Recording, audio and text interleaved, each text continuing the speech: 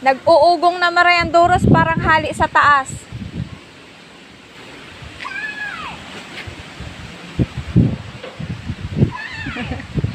Yan, ang asawa ko. Napakasipag ng asawa ko. Kanina pa yan dyan. Tinulungan din siya ni Kuya Dudong. Shout out ni Ate Yengeng at ni Kuya Binoy. Yan si Kuya Dudong na bakla-bakla yun. Pero talaga makikita mo, pasan-pasan na yung mga buhangin dyan sa sa sako. Kaya nakaka-proud si Kuya Binoy and kay Ate Yeng and Kuya Dudong, salamat.